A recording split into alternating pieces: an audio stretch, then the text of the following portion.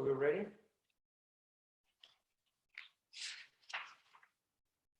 Just tell me when to start. Yes, Prabhu, you can start.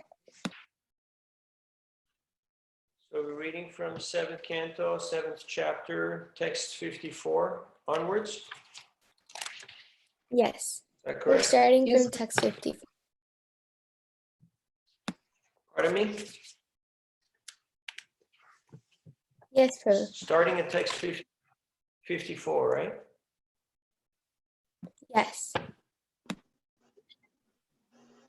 Okay, it says something launching here. All right. Om Namo Bhagavate Vasudevaya, Om Namo Bhagavate Vasudevaya, Om Namo Bhagavate Vasudevaya. So this is Srimad Bhagavatam, 7th Canto, 7th chapter, text 54 onwards. Today's Nrsimhadeva Caturdasi, so we'll hear some pastimes of Lord Nrsimhadeva. We'll just read the first verse in Sanskrit and otherwise translation and purports.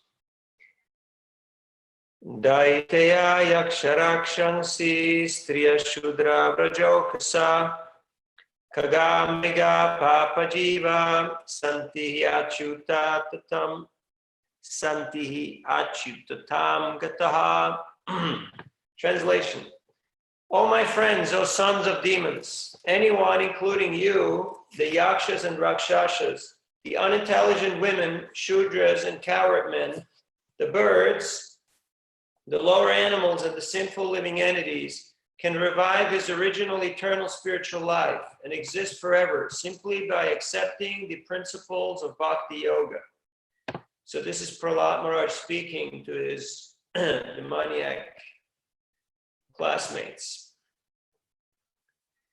sons of the demons. Purport: the devotees are referred to as Achyuta Gotra, or the dynasty of the Supreme Personality of Godhead. The Lord is called Achyuta as indicated in Bhagavad Gita. Senayor Bayor Madhye Ratang Sthapayame Achyuta. The Lord is infallible in the mature world because he is the supreme spiritual person. Similarly, the jivas who are part and parcel of the Lord can also become infallible. Although Prahlad's mother was in the conditional state and was the wife of a demon, even yakshas, rakshasas, women, shudras, and even birds and other lower living entities can be elevated to the Achyuta Gotra, the family of the Supreme Personality of Godhead. That is the highest perfection. As Krishna never falls, when we revive our spiritual consciousness, Krishna consciousness, we never fall again to material existence. One should understand the position of the Supreme Achyuta, Krishna, who says in Bhagavad Gita, this is 4.9, Janma karma chame divyam evam yoveti tattataha tyaktadeham punar janma naiti maneti sarjuna. One who knows the transcendental nature of my appearance and activities does not, upon leaving the body, take his birth again in this material world, but attains my eternal abode, O Arjuna. One should understand Achyuta, the supreme infallible, and how we are related with him. And one should take to the service of the Lord. This is the perfection of life. Srila Madhvacharya says, Achyutatam chuti varjanam. The word Achyutatam refers to one who never falls to this material world, but always remains in the Vaikuntha world, fully engaged in the service of the Lord. Text 55. In this material world, to render service to the lotus feet of Govinda, the cause of all causes, and to see him everywhere is the only goal of life. This much alone is the ultimate goal of human life, as explained by all the revealed scriptures. Purport. In this verse, the words Sarvatra Tat Ikshanam describe the highest perfection of devotional service, in which one sees everything with reference to Govinda's activities. The highly elevated devotee never sees anything unrelated to Govinda. Stavara Jangama Deke Nadeke Taramurti Sarvatra Hoi Nija Ista Deva Spurti. The Mahabhagavat, the advanced devotee, certainly sees everything, mobile and immobile, but he does not exactly see their forms. Rather, everywhere he immediately sees manifest the form of the Supreme Lord. This is Chaitanya Charitamrita, 8th chapter, text 274. Even in this material world, the devotee does not see materially manifested things. Instead, he sees Govinda in everything. When he sees a tree or a human being, a devotee sees them in relation to Govinda. Govinda Madi Purusham. Govinda is the original source of everything. Ishvara Parama Krishna Sachidananda Vigraha Anadiradir Govinda Sarva Karana Karanam. Krishna, who is known as Govinda, is the supreme controller. He has an eternal, blissful, spiritual body. He is the origin of all. He has no other origin, for he is the prime cause of all causes. This is Brahma Samhita 5.1. The test of a perfect devotee is that he sees Govinda everywhere in this universe, even in every atomic particle. Adantaraksta paramanu chayantarakstam. This is the perfect vision of a devotee. It is therefore said, Narayanam mayam dhira pashyanti paramartina jagadhana mayam lupta kamuka kamini mayam. A devotee sees everyone and everything in relationship with Narayan. Narayanam ayam. Everything's an expansion on Narayan's energy.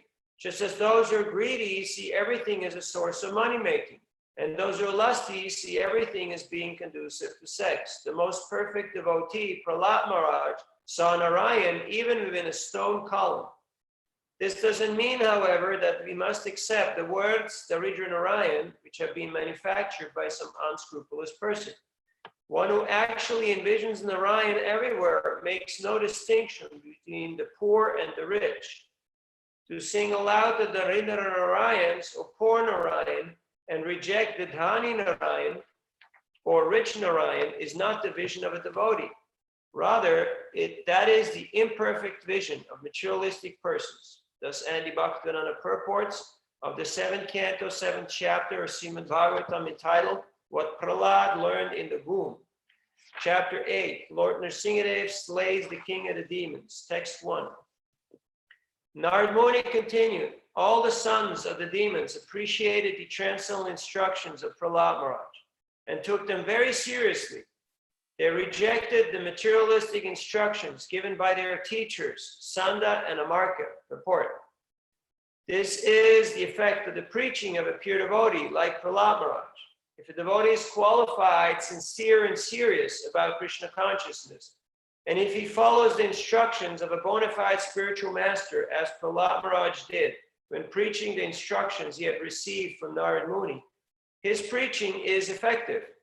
As it is said in Srimad Bhagavatam 3:25-25, Satam prasangan mamavirya samvidho bhavanti ritkarna rasayana kata.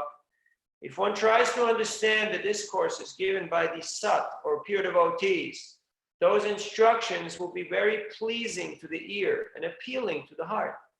Thus, if one is inspired to take to Krishna consciousness, and if one practices the process in his life, he is surely successful in returning home back to Godhead. By the grace of Prahlad Maharaj, all his class friends, the sons of the demons, became Vaishnavas. They did not like hearing from their so-called teachers, Sanda and Amarka, who were interested only in teaching them about diplomacy, politics, economic development, and similar topics meant exclusively for sense gratification. 2. When Sanda and Amarka, the sons of Shukracharya, observed that all the students, the sons of the demons, were becoming advanced in Krishna consciousness because of the association of Prahlad Maharaj, they were afraid. They approached the king of the demons and described the situation as it was. Purport.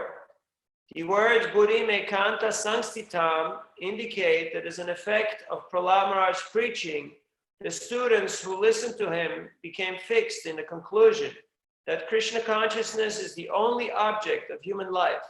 The fact is that anyone who associates with a pure devotee and follows his instructions becomes fixed in Krishna consciousness and is not disturbed by materialistic consciousness.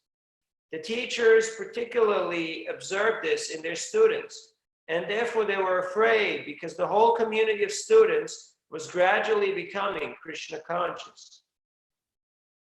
3 to 4. When Hiranyakasipu understood the entire situation, he was extremely angry, so much so that his body trembled.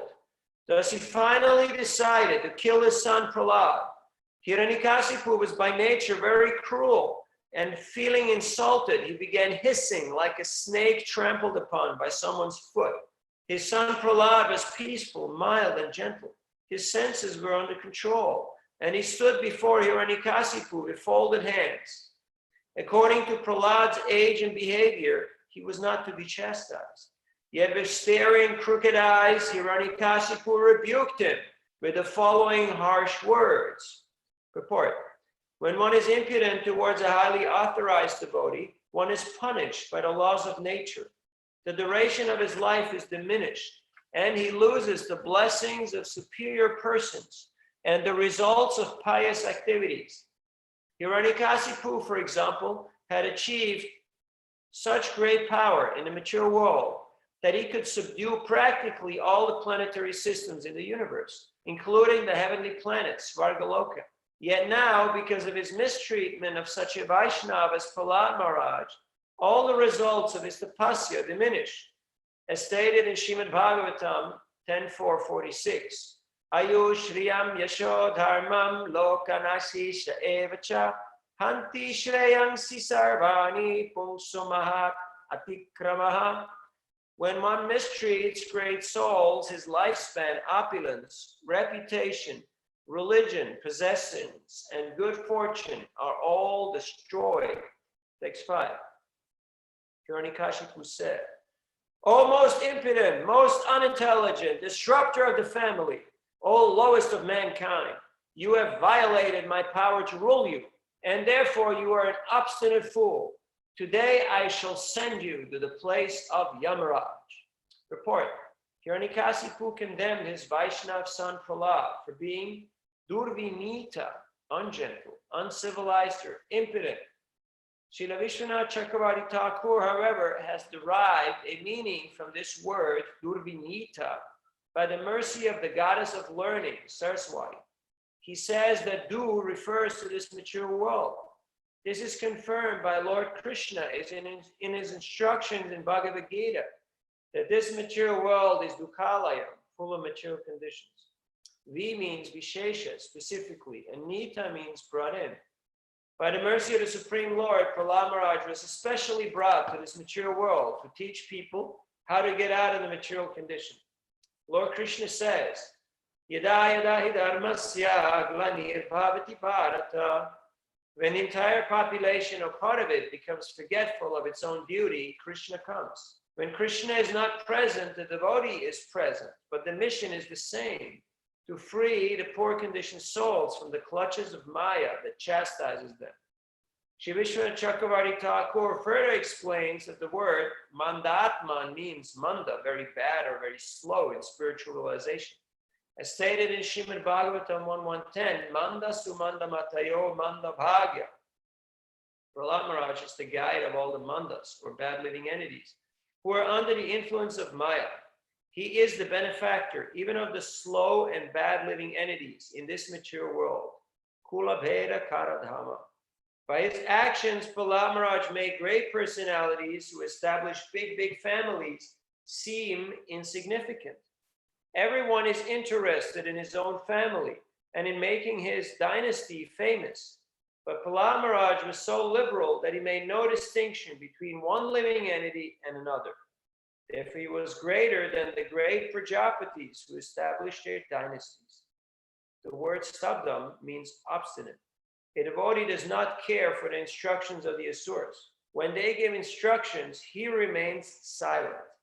A devotee cares about the instructions of Krishna, not those of demons or non-devotees. He does not give any respect to a demon, even though the demon be his father. Much chasano vratam. Prahlad Maharaj was disobedient to the orders of his demoniac father, Yamakshayam, every conditioned soul is under the control of Yamaraj. But Hiranyakashipu said that he considered Prahlad Maharaj his deliverer. For Prahlad would stop Hiranyakashipu's repetition of birth and death. Because Prahlad Maharaj, being a great devotee, was better than any yogi, Hiranyakashipu was to be brought among the society of bhakti yogis. Thus, Srila Vishnu Chakravarti Thakur has explained these words in a very interesting way, as they can be interpreted from the side of Saraswati, the mother of learning. 6. My son Prahlad, you rascal, you know that when I'm angry, all the planets of the 3 worlds tremble, along with their chief rulers, by whose power has a rascal like you become so impotent that you appear fearless and overstep my power to rule you. Purport: the relationship between a pure devotee and the Supreme Personality of Godhead is extremely relishable. A devotee never claims to be very powerful himself.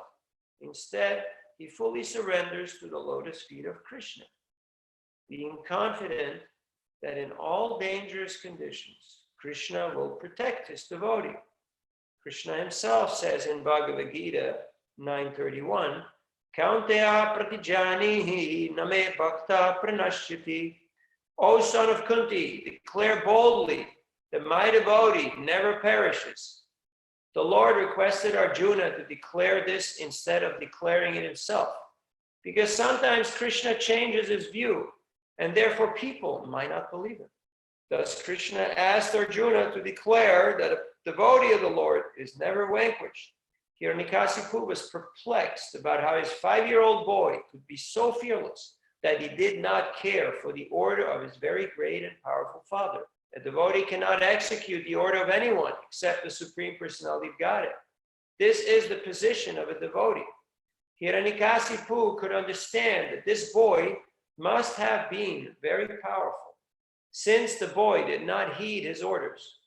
Hiranyakashipu asked his son, Kim Balaha, how have you overcome my order? By whose strength have you done this? Except Prahlad Maharaj said, my dear king, the source of my strength, of which you're asking, is also the source of yours. Indeed, the original source of all strength is one.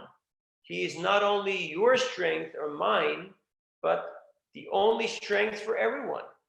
Without him, no one can get any strength, whether moving or not moving, superior or inferior. Everyone, including Lord Brahma, is controlled by the strength of the Supreme Personality of God. Report, Lord Krishna says in Bhagavad Gita 10:41, Yad yad vibhuti matsattvam Srimad urjitam evava tattadeva vagachatvam mamate njom sambhavan. Know that all beautiful, glorious, and mighty creations spring from but a spark of my splendor. This is confirmed by Prahlad Maharaj. If one sees extraordinary strength or power anywhere, it is derived from the Supreme Personality of Godhead. To give an example, there are different grades of fire, but all of them derive heat and light from the sun. Similarly, all living entities, big or small, are dependent on the mercy of the Supreme Personality of Godhead. One's only duty is to surrender, for one is a servant and cannot independently attain the position of master. One can attain the position of master only by the mercy of the master, not independently. Unless one understands this philosophy, he is still a mudha. In other words, he's not very intelligent. The mudhas, the asses, who do not have this intelligence, cannot surrender unto the Supreme Personality of Godhead. Understanding the subordinate position of the living entity takes millions of births. But when one is actually wise, he surrenders unto the Supreme Personality of Godhead. The Lord says in Bhagavad Gita 7:19, Bahunam janmanam mante gyanavan mam prapadyate vasudeva sarvamiti samahatma sudurlabha. The many births and deaths, he who is actually in knowledge surrenders unto me, knowing me to be the cause of all causes and all that is. Such a great soul is very rare. Prahlad Maharaj was a great soul, a Mahatma, and therefore he completely surrendered unto the lotus feet of the Lord. He was confident that Krishna would give him protection, under all circumstances. Text 8. Supreme Personality Godhead, who is the supreme controller and time factor, is the power of the senses, the power of the mind, the power of the body, and the vital force of the senses. His influence is unlimited. He is the best of all living entities, the controller of the three modes of material nature. By his own power, he creates this cosmic manifestation, maintains it, and annihilates it also. Report. Since the material world is being moved by the three material modes, and since the Lord is their master, the Lord can create, maintain, and destroy the material world. 9. Prahlad Maharaj continued, my dear father, please give up your demoniac mentality. Do not discriminate in your heart between enemies and friends. Make your mind equipoise toward everyone. Except for the uncontrolled and misguided mind, there is no enemy within this world. When one sees everyone on the platform of equality, one then comes to the position of worshiping the Lord perfectly.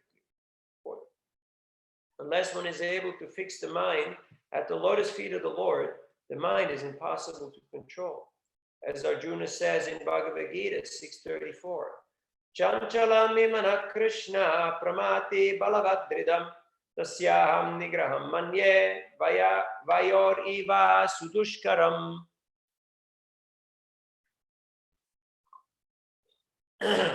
For the mind is restless, turbulent, obstinate, and very strong, O Krishna.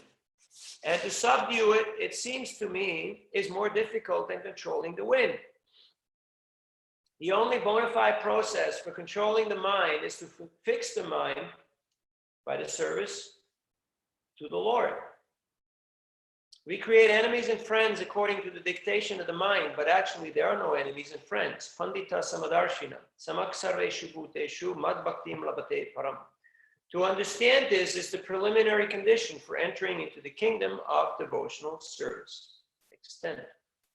In former times, there were many fools like you who did not conquer the 6 enemies that steal away the wealth of the body. These fools were very proud, thinking, I have conquered all enemies in all the 10 directions. But if a person is victorious over the 6 enemies and is equipoised toward all living entities, for him, there are no enemies. Enemies are merely imagined by one in ignorance. Report. In this material world, everyone thinks that he has conquered his enemies, not understanding that the enemies are his uncontrolled mind and 5 senses. Manaksastani indriyani prakriti-stani karshati. In this material world, everyone has become a servant of the senses. Originally, everyone is a servant of Krishna. But in ignorance, one forgets this, and thus one is engaged in the service of Maya through lusty desires, anger, greed, illusion, madness, and jealousy. Everyone is actually dependent on the reactions of material laws, but still one thinks himself independent and thinks that he has conquered all directions. In conclusion, one who thinks that he has many enemies is an ignorant man. Whereas one who is in Krishna consciousness knows that there are no enemies, but those within oneself, the uncontrolled mind and senses. Text 11. Hiranyakashipu replied, you rascal, you are trying to minimize my value as if you were better than me at controlling the senses? This is over-intelligent. I can therefore understand that you desire to die at my hands. For this kind of nonsensical talk is indulged in by those who are about to die. Report. It is said in Hitopadesh, Upadesho himurkanam prakopaya nashantaye. If good instructions are given to a foolish person, he does not take advantage of them, but becomes more and more angry. Prahlad Maharaj's authorized instructions to his father were not accepted by Hiranyakashipu as truth. Instead, Hiranyakashipu became increasingly angry at his great son, who was a pure devotee. This kind of difficulty always exists when a devotee preaches Krishna consciousness to persons like Hiranyakashipu, who are interested in money and women. The word Hiranya means gold, and Kasipu refers to cushions or good bedding. Moreover, a father does not like to be instructed by his son, especially if the father is a demon. Prahlad Maharaj's Vaishnava preaching to his demoniac father was indirectly effective. For because of Hiranyakasipu's excessive jealousy of Krishna and his devotee, he was inviting Nrsimhadeva to kill him very quickly. Thus he was expediting his being killed by the Lord himself. Although Hiranyakasipu was a demon, he is described here by the added word Shri. Why? The answer is that fortunately he had such a great devotee son as Prahlad Maharaj. Thus, although he was a demon, he would attain salvation and return home back to Godhead. 12. O most unfortunate Prahlad, you have always described the supreme being other than me, a supreme being who is above everything, who is the controller of everyone, and who is all-pervading. But where is he? If he is everywhere, then why is he not present before me in this pillar? Purport. Demons sometimes declare to a devotee that they cannot accept the existence of God because they cannot see him. But what the demon does not know is stated by the Lord himself in Bhagavad Gita 7:25. Naham prakashasarvasya yogamaya samavrita.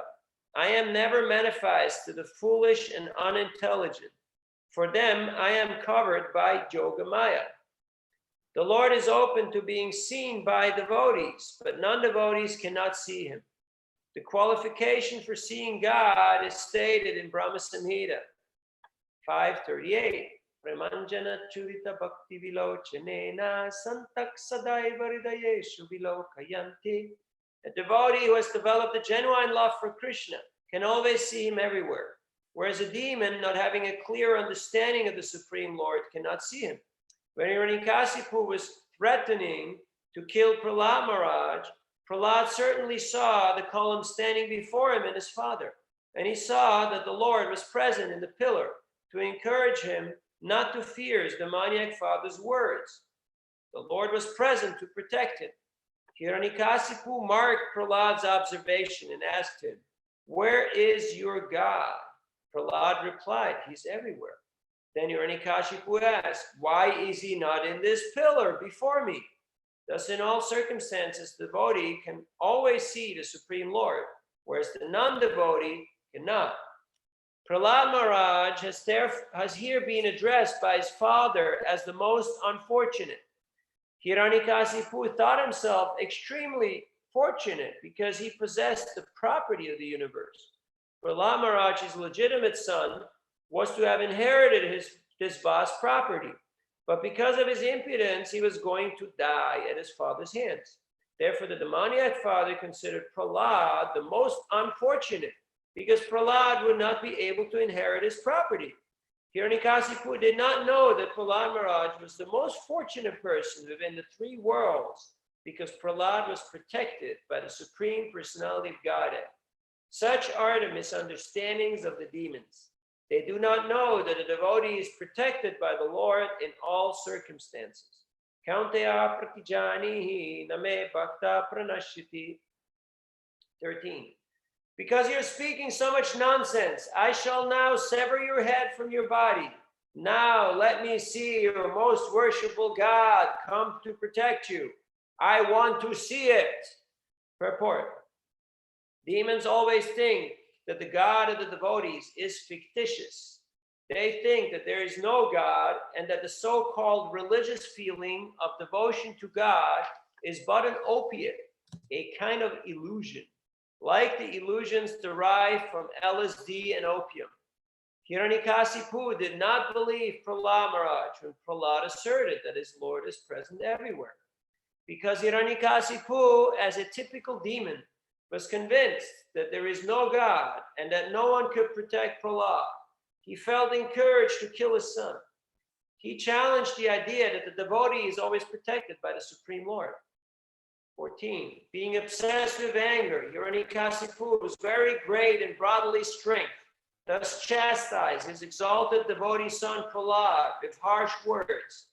Cursing him again and again, Hiranyakasipu took up his sword, got up from his royal throne, and with great anger struck his fist against the column. Then from within the pillar came a fearful sound which appeared to crack the covering of the universe. Oh, my dear Yudhisthira, this sound reached even the abodes of the demigods, like Lord Brahma.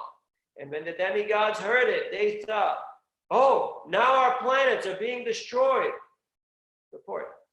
As we sometimes become very much afraid of the sound of a thunderbolt, perhaps thinking that our houses will be destroyed, the great demigods like Lord Brahma feared the thundering sound that came from the pillar in front of Hiranyakasipu.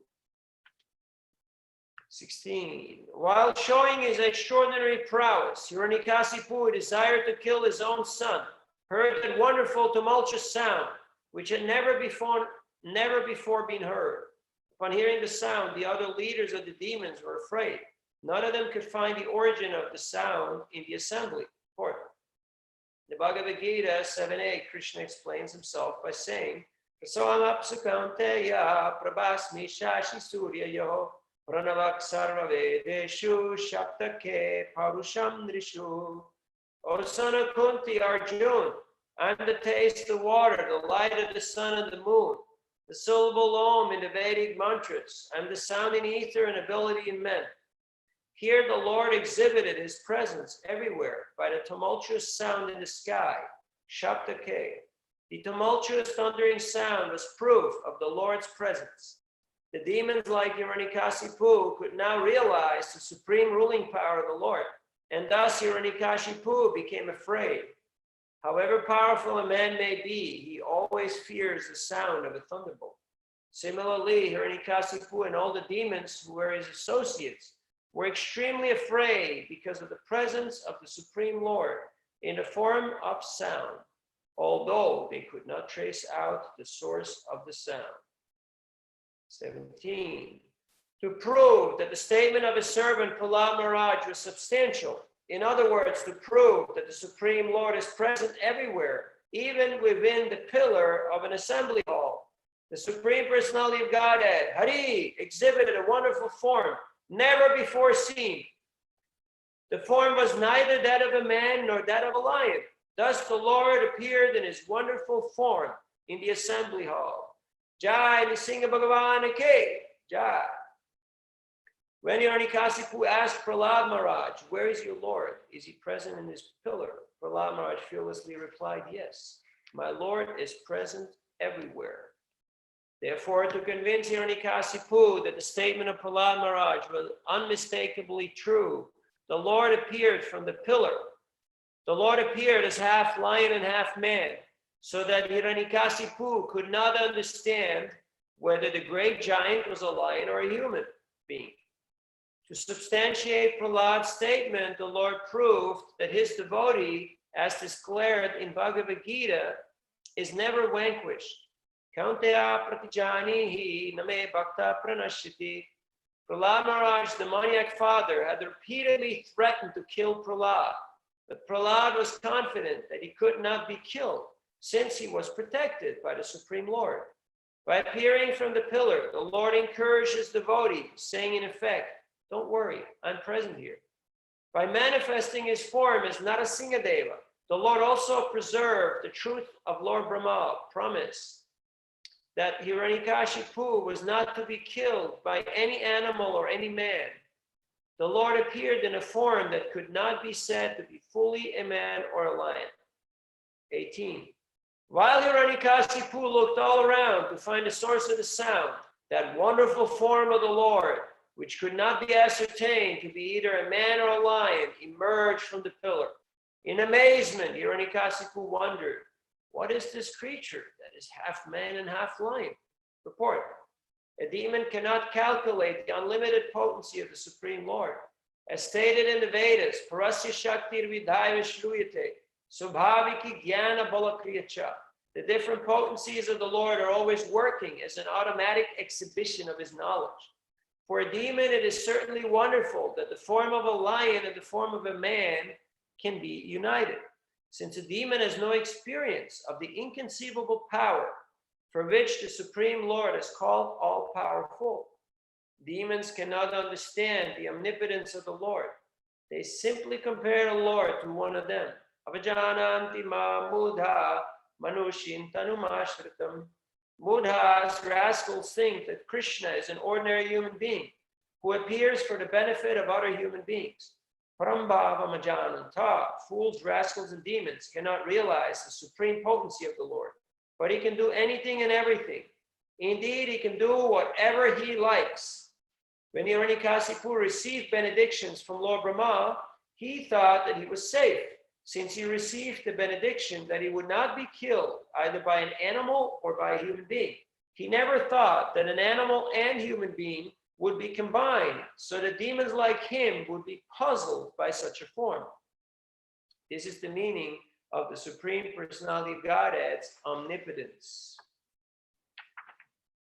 19 through 22. Hiranyakasipu studied the form of the Lord, trying to decide who the form of Nrsimhadeva standing before him was. The Lord's form was extremely fearsome because of his angry eyes, which resembled molten gold, his shining mane, which expanded the dimensions of his fearful face, his deadly teeth, and his razor-sharp tongue, which moved about like a dueling sword. His eyes were erect and motionless, and his nostrils and gaping mouth appeared like caves of a mountain. His jaws parted fearfully, and his entire body touched the sky. His neck was very short and thick, his chest broad, his waist thin, and the hairs on his body as white as the rays of the moon. His arms, which resembled flanks of soldiers, spread in all directions as he killed the demons, rogues, and atheists with his conchal disc club, lotus, and other natural weapons. Hiranyakasipu murmured to himself, Lord Vishnu, who possesses great mystic power, has made this plan to kill me. But what is the use of such an attempt? Who can fight with me? Thinking like this and taking up his club, Hiranyakasipu attacked the Lord like an elephant. Report. In the jungle, there are sometimes fights between lions and elephants. Here the Lord appeared like a lion, and Hiranyakasipu, unafraid of the Lord, attacked him like an elephant. Generally, the elephant is defeated by the lion, and therefore the comparison in this verse is appropriate. 24. Just as a small insect falls forcefully into a fire, and the insignificant creature becomes invisible. When Hiranyakasipu attacked the Lord, who was full of effulgence, Hiranyakasipu became invisible. This is not at all astonishing, for the Lord is always situated in pure goodness. Formerly, during creation, he entered the dark universe and illuminated it by his spiritual effulgence. Report. The Lord is situated transcendentally in pure goodness. The material world is generally controlled by tamaguna, the quality of ignorance, but the spiritual world, because of the presence of the Lord and his effulgence, is free from all contamination by darkness, passion, or contaminated goodness. Although there is a tinge of goodness in this material world in terms of the Brahminical qualifications, such qualifications sometimes become invisible because of the strong prevalence of the modes of passion and ignorance. But because the Lord is always transcendentally situated, the material modes of passion and ignorance cannot touch him. Whenever the Lord is present, there cannot be any darkness from the mode of ignorance. It is stated in Chaitanya Charitamrita, Madhya 22:31, Krishna Surya Sama Mayahaya Andhakara, Yahan Krishna Ta Nahi Maya Adhikara. Godhead is light, nescience is darkness. Where there is Godhead, there is no nescience. This material world is full of darkness and ignorance of spiritual life. But by Bhakti Yoga, this ignorance is dissipated. The Lord appeared because of the Bhakti Yoga exhibited by Prahlad Maharaj. And as soon as the Lord appeared, the influence of Hiranyakasipu's passion and ignorance was vanquished as the Lord's quality of pure goodness or the Brahman effulgence became prominent. In that prominent effulgence, Hiranyakasipu became invisible, or his influence became insignificant. An example illustrating how the darkness of the material world is vanquished is given in Shastra. When Brahma was created from the lotus stem growing from the abdomen of Garbhodakashayi Vishnu, Lord Brahma saw everything to be dark. But when he received knowledge from the Supreme Personality of Godhead, everything became clear, as everything becomes clear when one comes from night to sunshine. The important point is that as long as we're in the material modes of nature, we are always in darkness. This darkness cannot be dissipated without the presence of the Supreme Personality of Godhead, which is invoked by the practice of Bhakti Yoga. Bhakti Yoga creates a transcendental situation with no tinges of material contamination. 25. Thereafter, the great demon Hiranyakasipu, who was extremely angry, swiftly attacked Nrsimhadeva with his club and began to beat him. Lord Nrsimhadeva, however, captured the great demon along with his club, just as Garuda might capture a great snake. O Yudhisthira, O great son of Bharat, when Lord Nrsimhadeva gave Hiranyakasipu a chance to slip from his hand, just as Garuda sometimes plays with a snake and lets it slip from his mouth, the demigods who had lost their abodes and who were hiding behind the clouds for fear of the demon did not consider that incident very good. Indeed, they were perturbed. Report. When Hiranyakasipu was in the process of being killed by Lord Nrsimhadeva, the Lord gave the demon a chance to slip from his clutches. This incident was not very much appreciated by the demigods, for they were greatly afraid of Hiranyakasipu. They knew that if somehow or other Hiranyakasipu escaped from Nrsimhadeva's hands and saw that the demigods were looking forward to his death with great pleasure, he would take great revenge upon them. Therefore, they were very much afraid. 27. When Hiranyakasipu was freed from the hands of Nrsimhadeva, he falsely thought that the Lord was afraid of his prowess. Therefore, after taking a little rest from the fight, he took up his sword and shield and again attacked the Lord with great force. When a sinful man enjoys material facilities, foolish people sometimes think, how is it that this sinful man is enjoying, whereas pious man is suffering? By the will of the Supreme, a sinful man is sometimes given the chance to enjoy the material world, as if he were not under the clutches of material nature, just so that he may be fooled. A sinful man who acts against the laws of nature must be punished. But sometimes he's given a chance to play, exactly like Hiranyakasipu. When he was released from the hands of Nrsimhadeva, Hiranyakasipu was destined to be ultimately killed by Nrsimhadeva. But just to see the fun, the Lord gave him a chance to slip from his hands. 28. Making a loud, shrill sound of laughter, the Supreme Personality of Godhead, Narayan, who was extremely strong and powerful, captured Hiranyakasipu, who was protecting himself with his sword and shield, leaving no gaps open. With the speed of a hawk, Hiranyakasipu moved sometimes in the sky and sometimes on the earth. His eyes closed because of fear of Nrsimhadeva's laughter. As a snake captures a mouse, or Garuda captures a very venomous snake, Lord Nrsimhadeva captured Hiranyakasipu, who could not be pierced even by the thunderbolt of King Indra.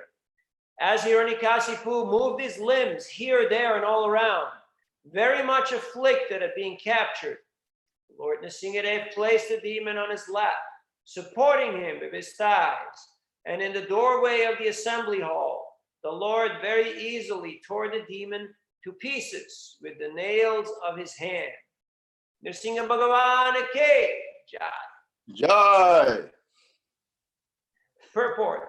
Hiranyakasipu had received from Lord Brahma the benediction that he would not die on the land or in the sky. Therefore, to keep the promise of Lord Brahma intact, Nrsimhadeva placed Hiranyakasipu's body on his lap, which was neither land nor sky. Hiranyakasipu had received the benediction that he would not die either during the day or at night. Therefore, to keep this promise of Brahma, the Lord killed Hiranyakasipu in the evening, which is the end of day and the beginning of night, but is neither day nor night. Hiranyakasipu had taken the benediction from Lord Brahma that he would not die from any weapon or be killed by any person, dead or alive. Therefore, just to keep the word of Lord Brahma, Lord Nrsimhadeva pierced Hiranyakasipu's body with his nails, which were not weapons and were neither living nor dead. Indeed, the nails can be called dead, but at the same time, they can be said to be alive. To keep intact all of Lord Brahma's benedictions, Lord Nrsimhadeva, paradoxically, but very easily, killed the great demon, Hiranyakasipu. 30. Lord Nrsimhadeva's mouth and mane were sprinkled with drops of blood, and his fierce eyes, full of anger, were impossible to look at. Licking the edge of his mouth with his tongue, the Supreme Personality of Godhead, Nrsimhadeva, decorated with a garland of intestines taken from Hiranyakashipu's abdomen, resembled a lion that had just killed an elephant. Purport.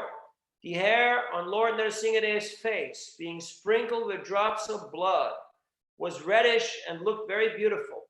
Lord Nrsimhadeva pierced Hiranyakashipu's abdomen with his nails, pulled out the demon's intestines, and wore them as a garland, which enhanced his beauty.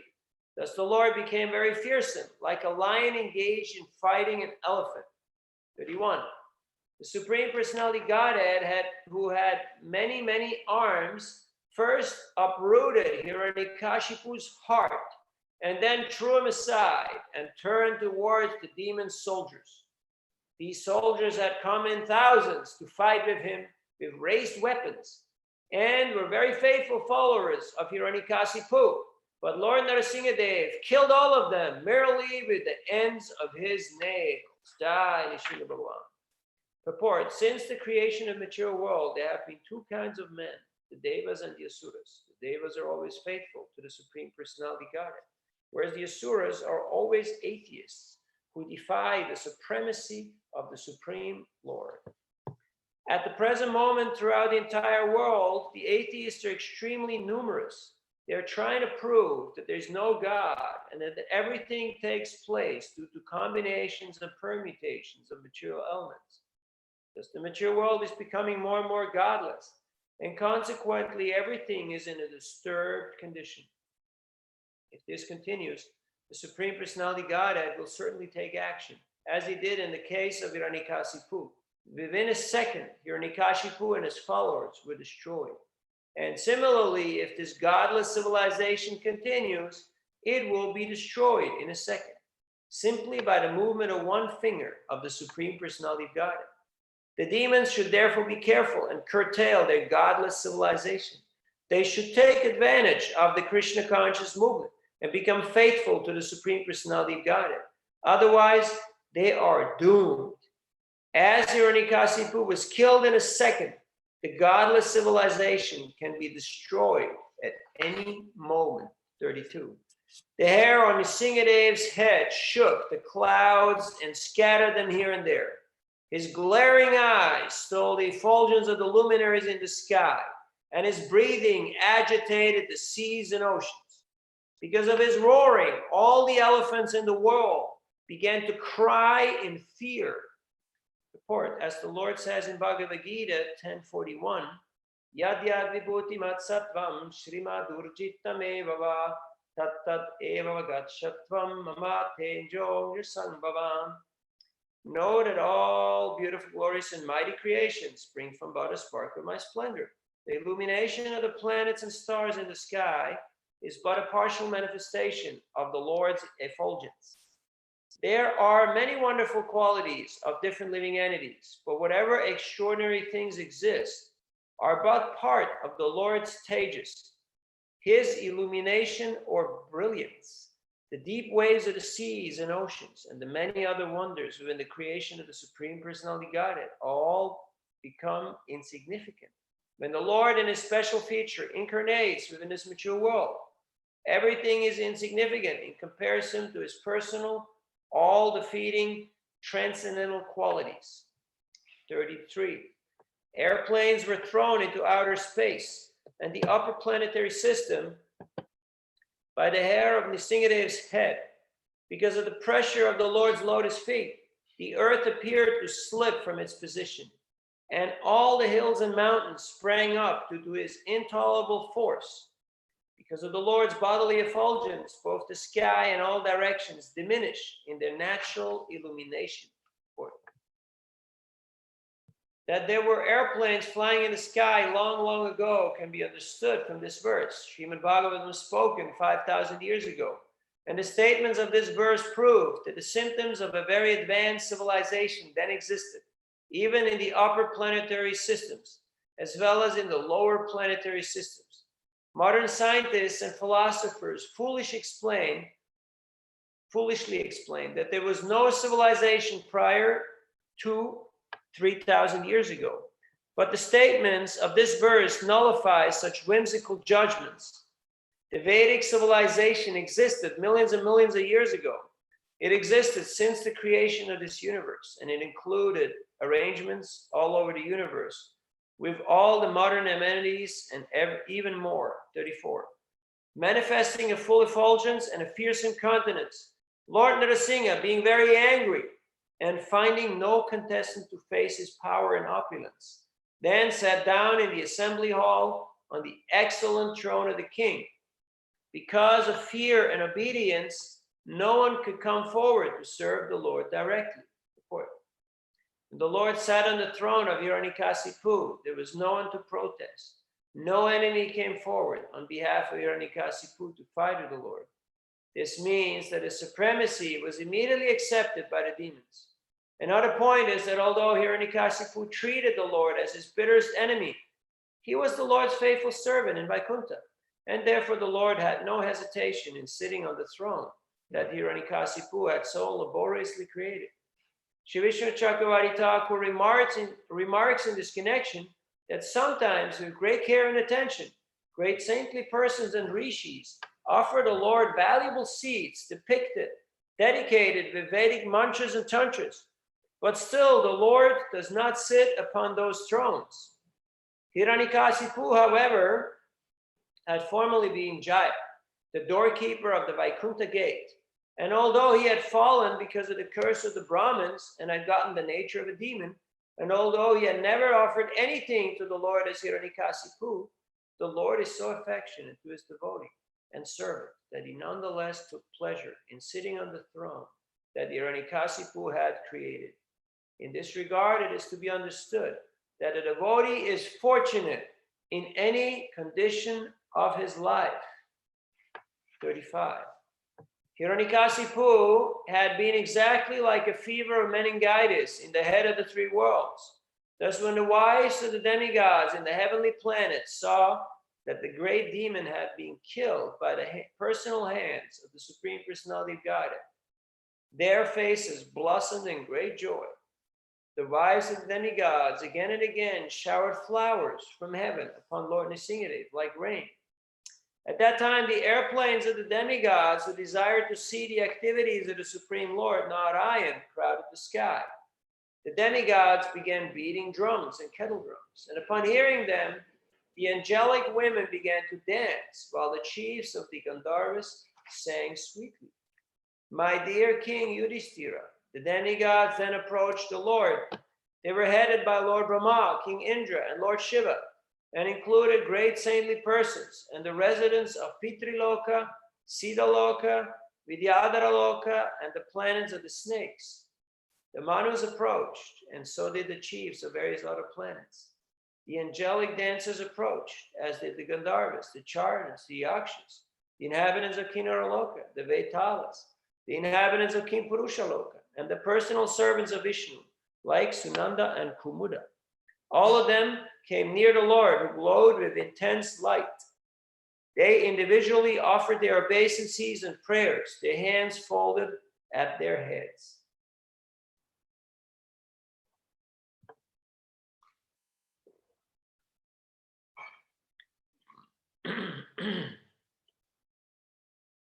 Lord Brahma prayed, My Lord, you're unlimited, and you possess unending potencies. No one can estimate or calculate your prowess and wonderful influence, for your actions are never polluted by the material energy. Through the material qualities, you very easily create the universe, maintain it, and again annihilate it. Yet you remain the same without deterioration. I therefore offer my respectful obeisances unto you. Report. The activities of the Lord are always wonderful. His personal servants, Jai and Vijay, were confidential friends. Yet they were cursed, and they accepted bodies of demons. Again, in the family of one such demon, Prahlad Maharaj was caused to take birth, to exhibit the behavior of an exalted devotee. And then the Lord accepted the body of Nrsimhadeva to kill that same demon, who by the Lord's own will had taken birth in a demoniac family. Therefore, who can understand the Lord's transcendental activities? Not to speak of understanding the transcendental activities of the Lord. No one can understand even the activities of his servants. In Chaitanya Charitamrita, Madhya 23:39, it is said, Tandra Vakya Kriya Mudra Vigyana Bhujaya. No one can understand the activities of the Lord's servants. Therefore, what to speak of the activities of the Lord? Who can understand how Krishna is benefiting the entire world? The Lord is addressed as Duranta Shakti because no one can understand his potencies and how he acts. 41. Lord Shiva said, the end of the millennium is the time for your anger. Now that this insignificant demon, Hiranyakasipu, is being killed, O my Lord, who are naturally affectionate to your devotee, kindly protect his son Prahlad Maharaj, who's standing nearby as your fully surrendered devotee. The Supreme Personality of Godhead is the creator of the mature world. There are three processes in creation, namely creation, maintenance, and finally annihilation. During the period of annihilation, at the end of each millennium, the Lord becomes angry. And a part of anger is played by Lord Shiva, who is therefore called Rudra. When the Lord appeared in great anger to kill Hiranyakasipu, everyone was extremely afraid of the Lord's attitude. But Lord Shiva, knowing very well that the Lord's anger is also his lila, was not afraid. Lord Shiva knew that he would have to play the part of anger for the Lord. Kala means Lord Shiva, Bhairava, and Kopa refers to the Lord's anger. These words combined together as Kopakal refer to the end of each millennium. Actually, the Lord is always affectionate toward his devotees, even though he may appear very angry, because he is Avyayatma, because he never falls down. Even when angry, the Lord is affectionate toward his devotee. Therefore, Lord Shiva reminded the Lord to act like an affectionate father toward Prahlad Maharaj, who was standing by the Lord's side as an exalted, fully surrendered devotee. 42. King Indra said, O Supreme Lord, you are our deliverer and protector. Our shares of sacrifice, which are actually yours, have been recovered from the demon by you. Because the demoniac king Hiranyakasipu was most fearsome, our hearts, which are your permanent abode, were all overtaken by him. Now by your presence, the gloom and darkness in our hearts have been dissipated. O Lord, for those who always engage in your service, which is more exalted than liberation, all material opulence is insignificant. They do not even care for liberation, what to speak of the benefits of Kama, Artha, and Dharma. Report. In this mature world, there are two kinds of people, the Devatas, demigods, and the Asuras, demons. Although the demigods are attached to material enjoyment, they are devotees of the Lord who act according to the rules and regulations of the Vedic injunctions. During the reign of Hiranyakasipu, everyone was disturbed in the routine duties of Vedic civilization. When Hiranyakasipu was killed, all demigods who had always been disturbed by Hiranyakasipu felt relief in their general way of life. Because the government in Kali Yuga is full of demons, the living entities, the living conditions of devotees are always disturbed. Devotees cannot perform jagya, and thus they cannot partake of the remnants of food offered in jagya for the worship of Lord Vishnu. The hearts of the demigods are always filled with fear of the demons, and therefore they cannot think of the Supreme Personality of Godhead. The engagement of the demigods is to think of the Lord always in the course of their hearts. The Lord says in Bhagavad Gita 6:47, Yoginam api sarvesham matkantena taratmana shradavangachteyo mam samayukta tamo mataha. And of all yogis, he who abides in me with great faith, worshiping me in transcendental loving service, is most intimately united with me in yoga and is the highest of all. The demigods fully absorb themselves in meditation upon the Supreme Personality Godhead to become perfect yogis. But because of the presence of demons, their hearts are filled with the activities of the demons. Thus their hearts, which are meant to be the abode of the Supreme Lord, are practically occupied by the demons. All the demigods felt relief where Hiranyakashipu was dead, for they could easily think of the Lord. They could then receive the results of sacrifices and become happy, even though in the material world. Hari Om Tat Sat. Grantaraj Srimad Bhagavatam ke, Srila Prabhupada ke, Jai. Sri Nrsimha Caturdasi Maha Mahotsav ke, Lord Bhaktivinoda ke, Jai. Panchakalpatarupyascha Kripa Sindhyayevacha Patitanam Pavanebhyo Vaishnavebhyo Jai Gaura Premanandi Hari Hari Hari Bol. Bol. Hari Bol. Bol. Haribo.